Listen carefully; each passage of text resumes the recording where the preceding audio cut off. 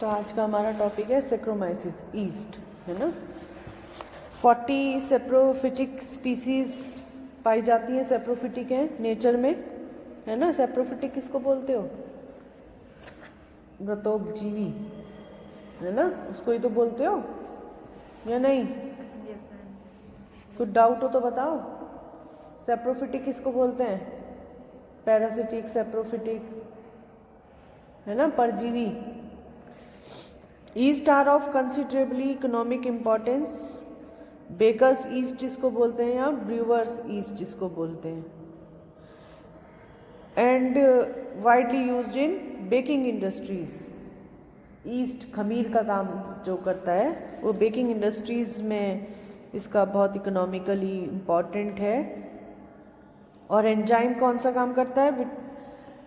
Is for the extraction of the, ये Saccharomyces species है, is also use for the extraction of the enzyme invertase और जाइमेज। आपने 12th में भी पढ़ा होगा, बहुत इंपॉर्टेंट एंजाइम्स हैं, तो उनके एक्सट्रैक्शन में बहुत अच्छा काम करता है, उसी से होता है। एंड द फर्मेंटेटिव प्रॉपर्टी होती है, फर्मेंटेशन सबसे मेन इसका जो काम है वो क्या है? फर्मेंटेशन, है ना। और डिस्ट्रक्टिव नेचर में, क्योंकि हम पहले ही बता रहे हैं कि सेप्रोफिटिक इन नेचर, तो डिस्ट्रक्टिव तो हुआ ही है। They easily destroyed soft cheese and similar food and impart impulsive yeasty flavour. जब स्मेल आने लगती है, थोड़ा सा पता चल जाता है ना कि खराब हो गया, थोड़ा सा अनफेवरेबल सी स्मेलिंग होती है। And a number of asporogenous yeast are pathogenic to man and causing effective infections. ठीक है। वेजिटेटिव स्ट्रक्चर में क्या होगा ये देखो आप, सिंगल यूनिसेलुलर बॉडी है ना, यूनिसेलुलर बॉडी है। सबसे पहले सेल वॉल होगी, सेंटर में एक वैक्यूल होगा। वैक्यूल क्या होता है? एम्प्टी पार्ट, है ना। वैक्यूल के वन साइड, अपर साइड में सेंट्रियोल और सेंट्रोसोम।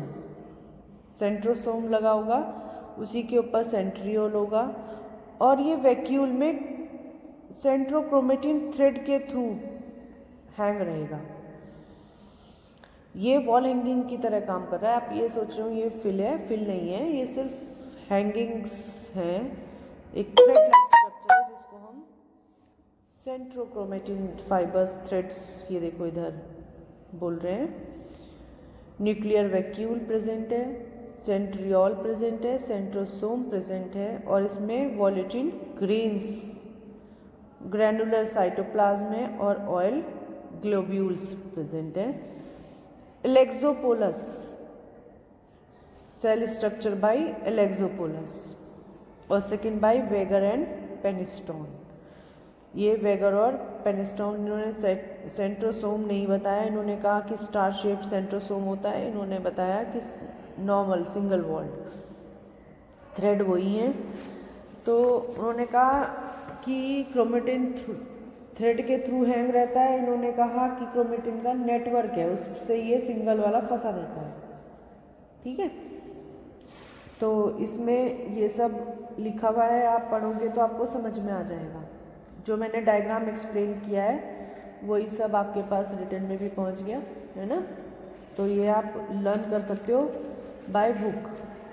पढ़ के देखना, कुछ समझ नहीं आया तो आप मुझसे पूछ सकते हो। सिर्फ डायग्राम आपको आना चाहिए, एक्सप्लेन होना चाहिए, तो आपको पता चल जाएगा। फिर ये इसका इलेक्ट्रॉन माइक्रोस्कोपिक डायग्राम है।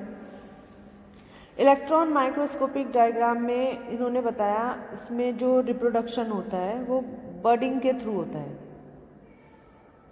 बडिंग क्या होती है? इधर अपर पार्ट एक बाहर निकलेगा, इसी का पार्ट, इसी के जितने भी अंदर के इंक्लूजन्स होंगे वो इसमें भी ट्रांसफ़र होंगे सेम। जितना, यदि मैं यहाँ से कटिंग कर दूँ, जितना ये कैपेबल है उतना ही ये कैपेबल है, चाहे छोटा है। बडिंग होने के बाद फिर ये फ्रेगमेंटेशन होता है, फिजन हो जाता है, ब्रेकेज हो जाता है, उसके बाद ये अपना खुद वजूद बनाता है और अपना ये खुद सर्वाइव करता है, इसको रिप्रोडक्शन भी कहते हैं। ठीक है, तो इलेक्ट्रॉन माइक्रोस्कोप में बताया कि इसमें बड फॉर्मेशन भी होता है सेल के टाइम पे ही। ठीक है, सेल वॉल है, वेक्यूलर ग्रेन्यूल्स हैं, वेक्यूलर मेम्ब्रेन है, स्टोरेज ग्रेन्यूल्स को हमने यहाँ पे वॉलेटिन ग्रेन्स है ना, ऑयल ग्लोब्यूल्स, माइटोकॉन्ड्रिया प्रेजेंट है, स्टोरेज ग्रेन्यूल्स प्रेजेंट है, न्यूक्लियर पोर है, न्यूक्लियर मेम्ब्रेन है, न्यूक्लियस है and bud vacuole. Bud vacuole यहाँ बड़ा था, यहाँ स्मॉलर साइज में हो गया, राइट। तो ये बडिंग फॉर्म भी उन्होंने बताई कि इलेक्ट्रॉन माइक्रोस्कोपिक स्ट्रक्चर में बड फॉर्मेशन भी दिखाई देता है। यदि स्ट्रक्चर ऑफ ईस्ट पूछा जाता है तो उसके लिए आप वेजिटेटिव स्ट्रक्चर में लेक्सोपोलस के थ्रू और वेगर और पेनिस्टन के थ्रू बताएंगे कि according to this scientist and according to this scientist there are the 2 type of structures are there, 1 and 2 second. फिर आप under electron microscope we have studied this structure, है ना, बताओगे यदि खाली वेजिटेटिव स्ट्रक्चर पूछते हैं तो। फिर आते हैं हम इसमें रिप्रोडक्शन। रिप्रोडक्शन वेजिटेटिव और सेक्सुअल 2 टाइप से होता है, मैंने अभी आपको बताया ही है, बाय बडिंग, है ना।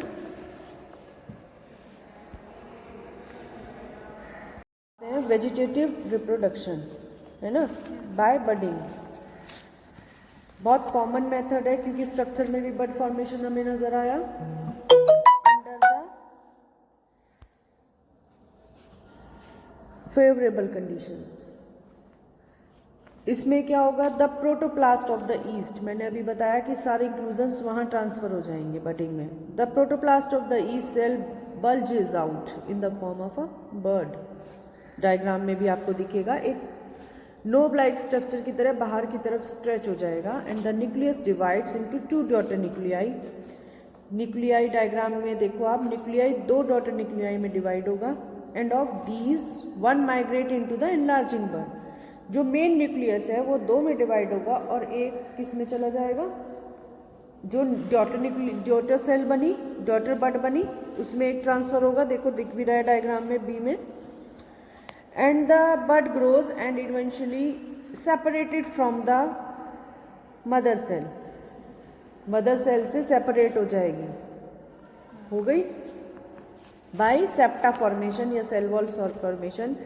As the bud separates, a scar with the convex surface is left on the parental cell and this scar is called bud scar।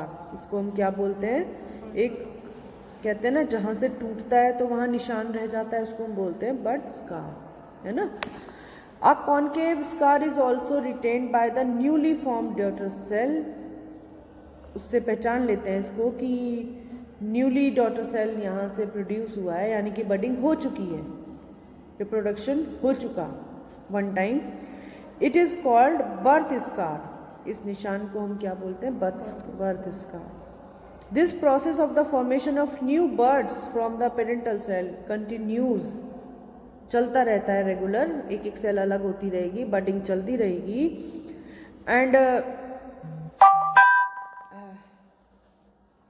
and each time a bud scar is left, her time एक निशान मिलेगा आपको। This process of formation of new buds from the parental cell continues and each time a bud scar is left, sometimes a large number of buds develop without being detached from one another। Line की line birds की बनेगी लेकिन वो अभी अपने से एक दूसरे से अलग नहीं होंगे, पूरी चेन बन रही है बर्ड्स की, निकल रहे हैं लेकिन क्या हुआ, कटिंग नहीं हुई, सेल वॉल तो बन गई लेकिन एक के बाद एक बनती गई और पूरी चेन बन गई और वो अपने एक दूसरे से अलग नहीं होगी, and the chain of the cell is formed, है ना। सच चेन्स में बी ब्रांच्ड और unbranched and give appearance of a false mycelium called pseudomycelium. अब आप देखो ये सेल है, ये बर्ड बन गई, ये बर्ड बन गई, ये बर्ड बन गई, ये बर्ड ऐसे बनती चली गई, तो आपको दूर से देखने में क्या लगेगा कि सीडोमाइसीलियम, माइसीलियम है, सेल्स का पूरा हाईफाई से जुड़ते जा रहे हैं, तो ये थ्रेड लाइक स्ट्रक्चर आपको दिखाई देगा। नॉट अलग अलग की ये अलग अलग डिफरेंट सेल्स हैं, ये अलग नहीं हुई लेकिन ये सीडोमाइसीलियम का काम करती है।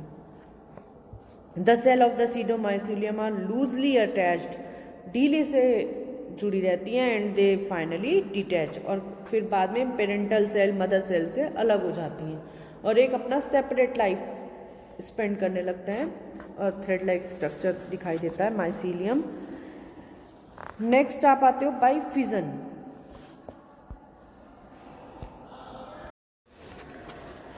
नेक्स्ट हम आते हैं फिजन, है ना, बाय फिजन। फिजन का मतलब टूटना ही होता है, लेकिन क्या होगा, इक्वल पार्ट्स में एक कॉन्स्ट्रिक्शन आएगी। यहाँ इक्वल बैलून होता है, बैलून को आप एक तो आप ऊपर छोटा सा नोक बनाते हो, वो बडिंग, और वो टूट जाए, अलग हो जाए, है ना, ऐसे समझ सकते हो आप, बडिंग हो गई। आप एक बैलून के 2 पार्ट बिल्कुल सेम साइज के करो, हल्का सा पहले उसे धीरे धीरे एक फिंगर इधर और एक फिंगर इधर, हल्की सी कॉन्स्ट्रिक्शंस, आपको दूर से अपनी फिंगर भी नज़र आएंगी, कॉन्स्ट्रिक्शंस नज़र आएगी, और ऊपर और नीचे का पार्ट अलग अलग नज़र आएगा। फिंगर को और अंदर करो तो फिंगर टू फिंगर मिला लिया, बैलून पूरा हो गया, तो वो 2 पार्ट में दूर से ही नज़र आएगा, प्लेट लाइक स्ट्रक्चर आपकी फिंगर्स का काम करेंगी और वो 2 पार्ट में डिवाइड हो गया।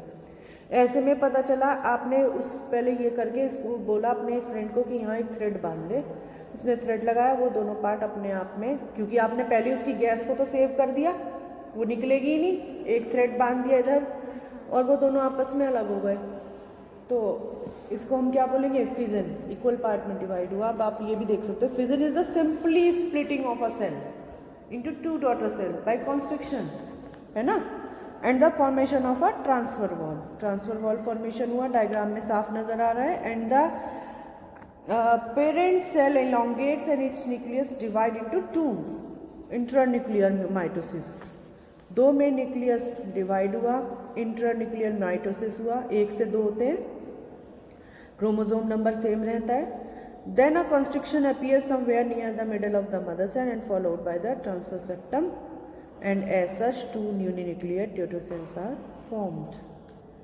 है ना। फिजन समझ में आया, भूलोगे नहीं कभी भी। ऐसे ही बाय बडिंग, आपने 2 टाइप के वेजिटेटिव रिप्रोडक्शन पढ़े। नेक्स्ट आता है इसमें by endospore formation,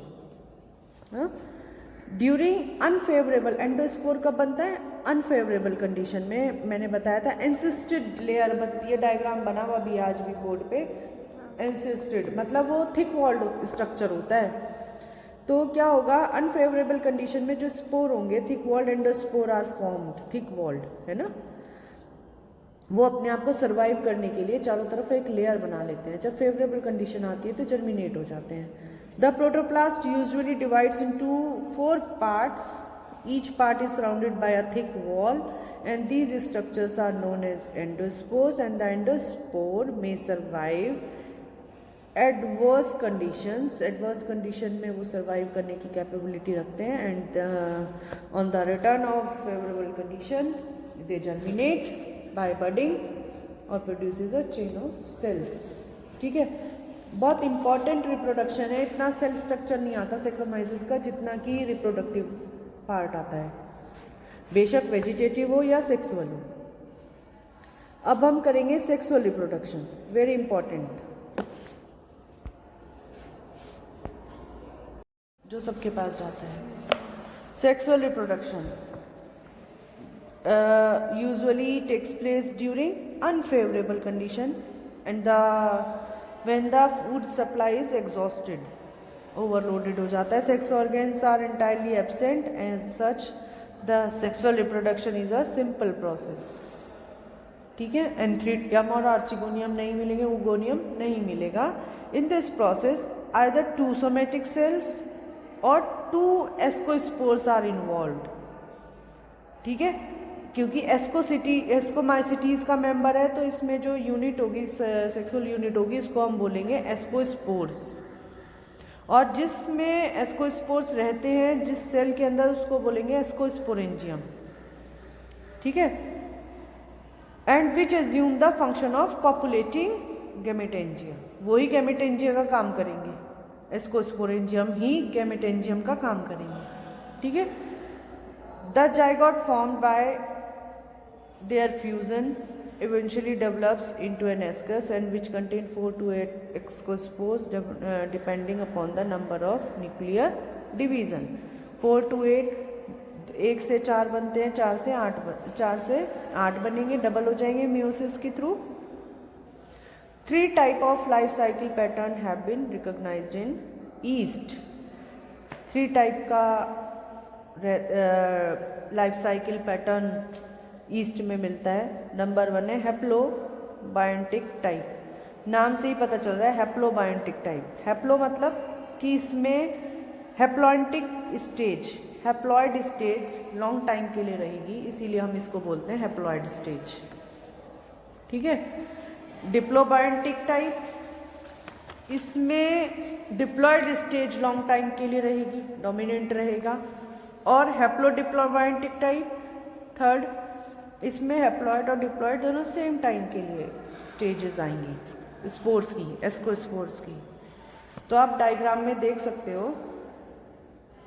asexual reproduction तो हमने बताया ही है कि मिलता भी है तो वो सोमेटिक सेल्स के थ्रू होता है, सिंपल फिजन होता है और 2 सेल में डिवाइड हो जाते हैं और अपना अपना सर्वाइव शुरू कर देते हैं। ठीक है। अब हम सोमेटिक सेल्स, ये एग सेल्स हैं, डायग्राम में देखो 2 सेल्स हैं, कॉन्जुगेट होंगे, बीक लाइक स्ट्रक्चर इधर आएगा, दोनों आपस में एक कॉन्जुगेशन ट्यूब ये डेवलप होगी इधर, इसको गैमेटेंजिया बोल देंगे। दोनों सोमेटिक सेल्स थी, सिंपल सेल्स थी, लेकिन अब ये गैमेट्स के थ्रू काम कर रही हैं तो इनको हमने बोला गैमेटेंजिया। ट्यूब लाइक स्ट्रक्चर बना, दिख रहा है, ट्यूब में दोनों न्यूक्लियस मूव होके आए, 2x इनका नंबर हो गया कंजुगेशन ट्यूब में।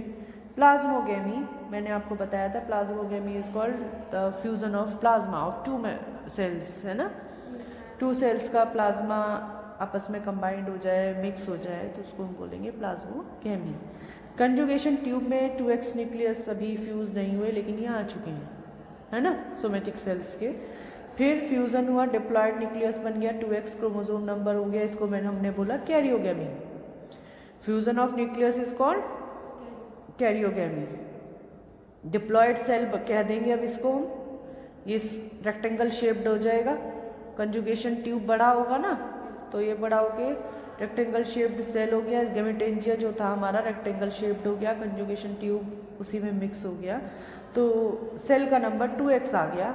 अब इसमें मियोसिस होगा, मियोसिस के बाद आपको पता है कि एक सेल से 4 सेल बनती हैं, है ना। 4 सेल बनी, 2 इस कॉर्नर पे अरेंज हो गई, ये सब नेचुरल है, इसके लिए कोई एंजाइम नहीं करना, कुछ नहीं करना है, सब नेचुरल प्रोसेसेस हैं। इन्होंने अपनी साइड ले ली, 2 हैप्लॉइड न्यूक्लियस इस उसमें चले गए कॉर्नर पे, 2 इसमें चले गए, फिर 2 से 4 और बने, 4 बने थे, 4 से 8 बन गए, इसको हमने बोला एस्कोस्पोर्स। जिस सेल के अंदर ये थे अब हम इसको बोलते हैं एस्कस। पहले यहाँ एस्कस से स्टार्ट हुआ था, सोमेटिक सेल से स्टार्ट हुआ था। जब इसमें गैमेट्स का स्ट्रेन क्लियर हुआ कि गैमेट्स की तरह ये काम करेंगे, ये भी नेचुरल है प्लांट में, कोई ऐसे कोई इंडक्शन तो कुछ होता नहीं है, लेकिन जब ये इन्होंने गैमेट्स के थ्रू काम करना शुरू किया था तो इनको हमने गैमेटेंजिया बोल दिया था। अब सेम सेल को ही हम एस्कस बोल रहे हैं, आप बोलोगे एस्कस बोल रहे हो मैडम, तो क्योंकि यहाँ पे ये somatic cell, simple cell, x number chromosome number x हो गया, these are the called ascospores, और फिर ये एस्कोस्पोर्स रिलीज होंगे और सिंपल सोमेटिक सेल्स की तरह काम करेंगे। तो कितने बने, 1 से 8, है ना।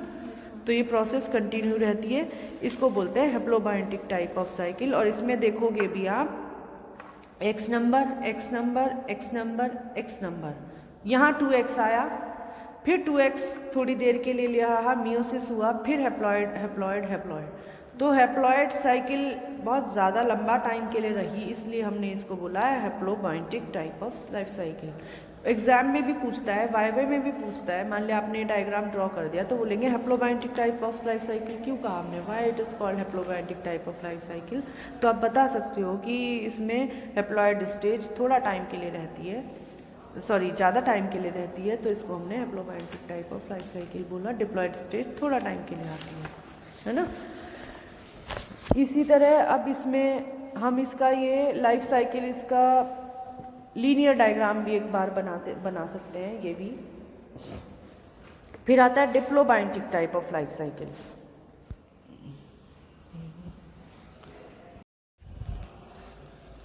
नेक्स्ट आते हैं diplobiontic type of life cycle.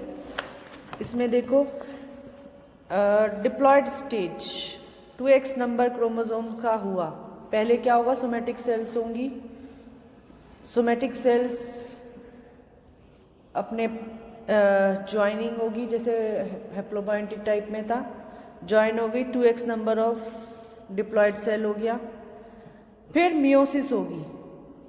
इस डायग्राम से पहले आप वो डायग्राम भी 2-3 पॉइंट्स भी बना सकते हो। फिर इसमें मियोसिस होगा, एस्कोस्पोर्स बनेंगे, x नंबर क्रोमोसोम हो गया, ठीक है, इसको हमने बोला एस्कस, और इन 4 सेल्स 4 न्यूक्लियस बने, इनको हमने बोला क्या, इसको स्पोर्स, है ना। अब क्या होगा, ये दो मिलके ये सेल में डिवीजन होगा, और ये हार्ट शेप, ये देखो आप, इसको हमने प्लाज्मोगेमी बोला, ठीक है। प्लाज्मा इसका कॉन्स्ट्रिक्ट होगा इसके अंदर ही, और ये दो आपस में ज्वाइन होंगे और ये हार्ट शेप स्ट्रक्चर बना लेंगे, दो का पेयर बन गया। अब दो का पेयर बनने से फिर ये कॉन्जुगेट हो गए, फिर ये फ्यूज्ड हो गए, अभी तो मियोसिस हुआ था, और फिर ये स्ट्रेन कनेक्ट हो गए, तो इसमें कितने हो गए, 2x नंबर आ गया दोबारा। अब ये जो सिंगल ये एस्कस बने थे अंदर, कैरियोगेमी इसमें हो चुकी है, तो अब ये क्या करेंगे, ये प्रेशर करेंगे और जर्म ट्यूब, इसमें फेवरेबल कंडीशन आने पे ये खुद ही अपने आप ही एक नए एस्कस का काम करेंगे, और एस्कोस्पोर, ये इसमें जर्म ट्यूब का डेवलपमेंट होगा, जर्मिनेशन होगा, और फिर इनसे एक नया माइसीलियम बनेगा, और ये फिर माइसीलियम बनने के बाद बाय बडिंग के थ्रू इनका नंबर x क्या 2x पे ही आएंगे, और वापस से फिर वही सोमेटिक सेल बनेंगी। तो इसमें काफ़ी टाइम के लिए 2x स्टेज रही, है ना। देखो पहले यहाँ था, फिर ये दोनों न्यूक्लियस आपस में बस एक ही बार डिवीज़न होने के बाद फिर इन्होंने दोनों ने आपस में कॉन्जुगेट कर लिया, है ना, फ्यूज़न हो गया, फिर ये हार्ट शेप स्ट्रक्चर में हुआ, फिर जर्म ट्यूब बनी, तब भी नहीं इन पे डिवीज़न हुआ, उसके बाद बाय बडिंग के थ्रू ये 2x माइसीलियम ही बनाएंगे, और फिर उसके बाद नॉर्मल डिप्लॉयड सेल में आने के बाद सोमेटिक डिवीज़न होगा, है ना। तो diplobiontic type of life cycle. Then diplobiontic type of life cycle. अब इसमें सेल्स हैं, या तो बडिंग के थ्रू गैमेटेंजिया बने और वापस स्पोर्स गैमेटेंजिया बन गए, ये फ्यूज़न हुआ कॉन्जुगेट की तरह, यहाँ पे फिर बडिंग के थ्रू इन्होंने निकाल दिया और एस्कोस्पोर्स और एस्कस बन गए। एक क्या है, बाय बडिंग हैप्लॉइड सेल्स, क्योंकि शुरू में हैप्लॉइड थे, अलग हो गए, फ्यूज़न हो गया, फिर इसमें 4 में डिवाइड हो गए सिंपल डिवीज़न के थ्रू, नॉट, क्योंकि यहाँ पे भी नंबर कितना है, x, अभी x नंबर ही है ना, तो सिंपल डिवीज़न होगा, माइटोटिक डिवीज़न होगा, फिर ये x ही है, फिर ये फ्यूज़ हुए XX, फिर डिप्लॉयड स्टेज में आए, और डिप्लॉयड से फिर बाय बडिंग के थ्रू ये अभी डिप्लॉयड ही चल रहा है, फिर मियोसिस होगा, सिंपल स्टेज में आए और एस्कोस बना, एस्कोस्पोर्स बना। तो ये हैप्लॉयड स्टेज और डिप्लॉयड स्टेज दोनों सेम टाइम के लिए आई, इसलिए हम इसको बोलते हैं haplo diplobiontic type of life cycle, ठीक है।